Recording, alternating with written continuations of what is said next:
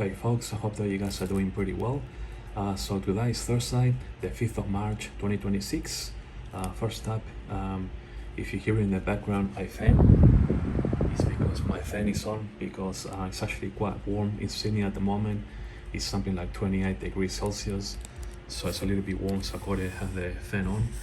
Now in today's biblical deciphering, I'm going to decipher Moses' double act, if you like, prophecies that will happen in the millennial kingdom as well. Okay, so head over to the book of Deuteronomy, okay, chapter 31, okay, and then read verses 7 all the way to verse 13. Okay, now the account begins with Moses calling on to Joshua and said unto him in the sight of all Israel, be strong and be of good courage. Okay, because Joshua is entering the promised land. Okay, so be strong and be of a good courage, for thou must go with these people unto the land which the Lord has sworn unto their fathers to give them, and thou shalt cause them to inherit it. Okay, that's pretty straightforward.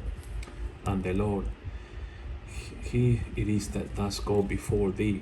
Okay, he will be with thee, he will not fail thee, neither forsake thee. Fear not, neither be dismayed. Okay, so that's pretty straightforward. Moses is telling Joshua that, hey, have faith that God is going to go before you, and fear not, because he's not going to forsake you. He's going to be with thee, okay, or with him. Okay, and Moses brought this law, right, and delivered it unto the priest, okay, the sons of Levi, which bear the ark of the covenant of the Lord. Okay, in other words, they carry the ark of the covenant of the Lord, and unto all the elders of Israel. That's interesting. So we got in this group the Levi priesthood and the elders of Israel. Okay, now bear that in mind, the Levi priest and the elders of Israel. Now here comes the double act or the double prophecy of Moses that also applies into the millennial kingdom for Jesus' second coming. Okay, and they begin on verse 10 and then on verse 13. Now look what it says here. And Moses commanded them, saying, at the end of every 7 years, okay, in other words, the Shemitah cycle, in the solemnity of the year of release, in other words, at the end of the sabbatical year, in the Feast of Tabernacles. Okay, now we know that Jesus is coming back at the beginning of a Shemitah year. Okay, after the the tribulation period.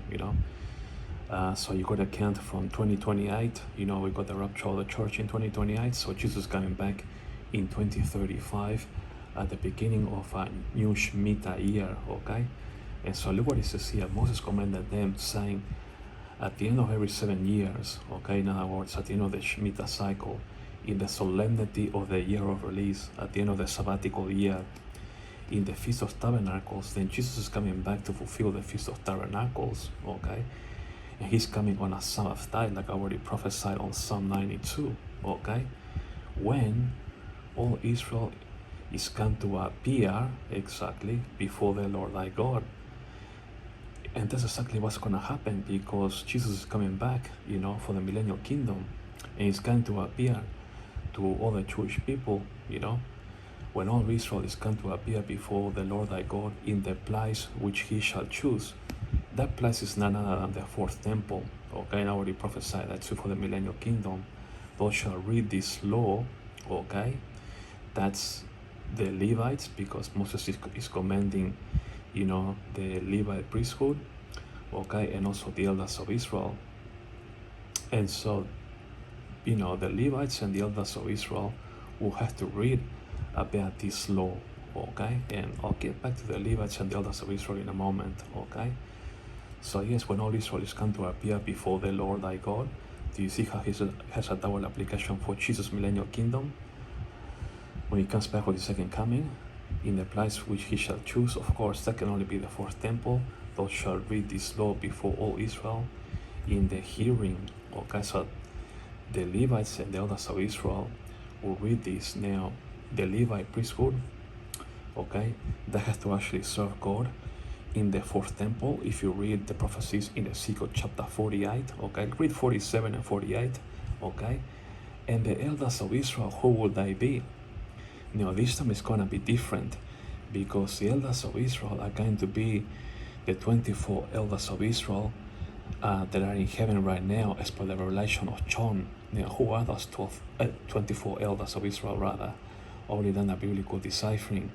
They are the 12 apostles, because they will sit judging the 12 tribes of Israel exactly when Jesus comes back for the millennial kingdom. And so they will be elders, because they will be judging the 12 tribes of Israel. So 12 of them will be the 12 apostles, and the other 12 will be the 12 sons of Jacob, because together with the 12 apostles, they make up the 24 elders of Israel when Jesus comes back for the millennial kingdom, because the 12 apostles will sit judging the 12 tribes of Israel. Okay, so that's why the 24 elders of Israel are the 12 sons of Jacob, which make up Israel, and the 12 apostles of Jesus. Okay, because they are going to judge the 12 tribes of Israel, and those 24 are the 24 elders of Israel.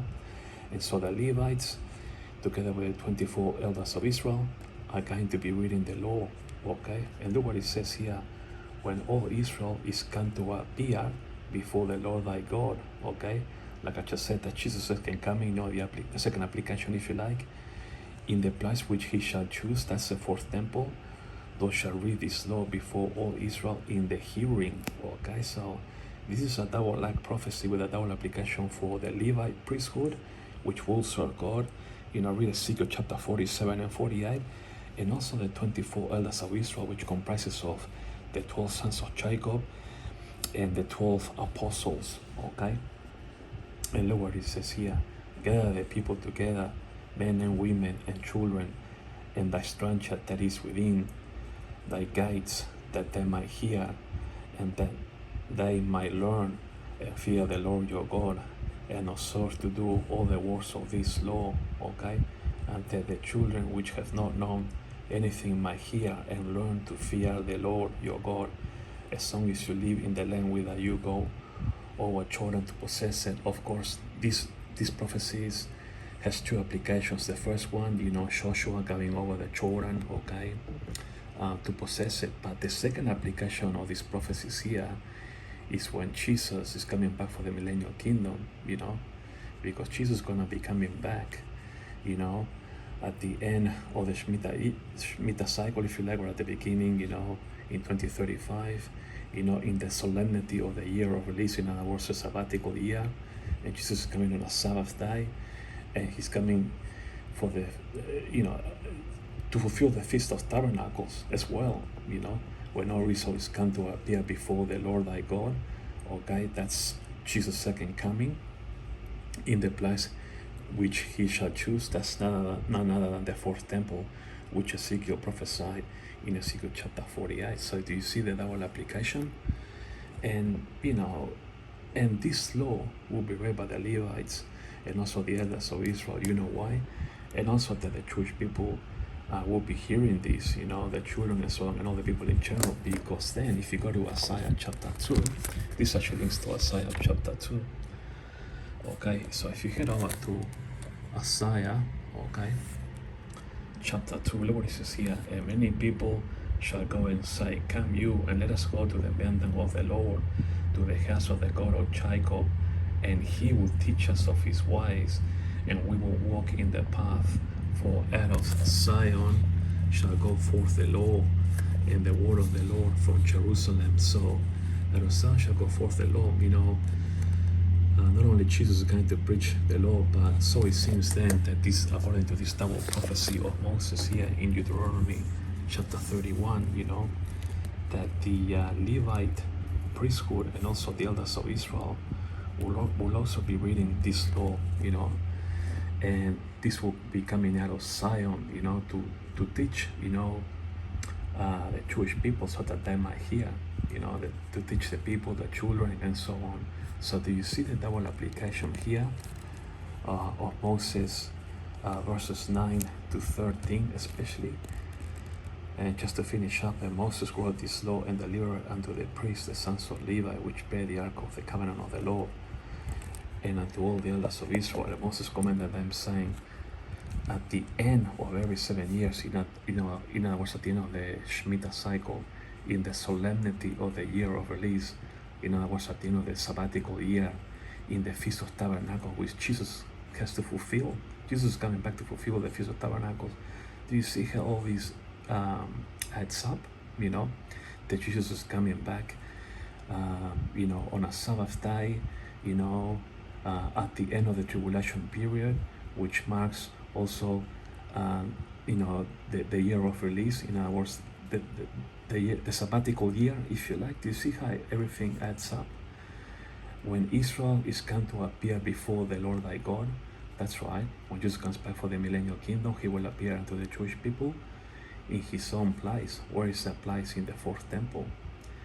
Then gather the people together, then, that they might hear, and observe to do all the works of this law. So, and then I just linked it to Isaiah, chapter 2, for the word of the Lord will go out of Zion, so yes, the Levites, which will serve God, and also the 24 elders, which comprises of the 12, the 12 sons of Jacob, and also the 12 apostles. This will be the elders of Israel when Jesus comes back for the millennial kingdom. It won't be sort of like the elders of Israel of today, but it will be comprising of the 12 apostles. Like I just said, I don't want to repeat myself, who will charge over the 12 tribes of Israel. And because they are charging over the 12 tribes of Israel, then that also means that the 12 sons of Jacob must be the reminder of the other 12 elders of Israel. Okay, so that will be the 24 elders of Israel ruling with Jesus. Okay, and King David will be the prince. Isn't that incredible, folks? So these are double prophecies, folks, from verses 9 to 13. Double prophecies with a double act, with a double application for Jesus' second coming, for the millennial kingdom. Okay, I highly urge Bible scholars to study this very carefully.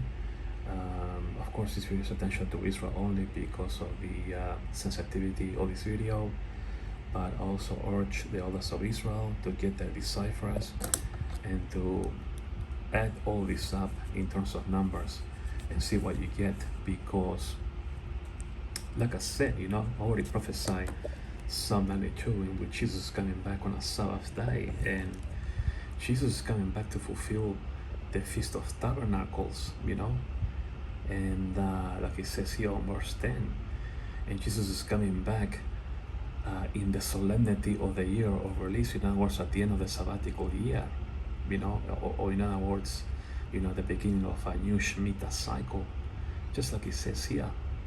So isn't that incredible?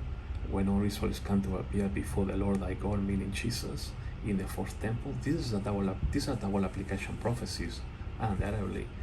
But we have to remember that the elders of Israel will be different when Jesus comes back for the millennial kingdom. And the Levite priesthood, together with the elders, the wolves of God in the fourth temple. And like I said, I just linked it to, Isaiah chapter 2, just to finish up, Out of Zion shall go forth the law and the word of the Lord from Jerusalem. Do you see how it also links really well with Isaiah chapter 2? Not only the word of the Lord will come out of Zion, but also, the Levite priests, and also, the words of the 24 elders of Israel who will be judging, the 12 tribes of Israel, So I think this is actually quite incredible. Alright, folks, thanks for watching, and I'll talk to you all later.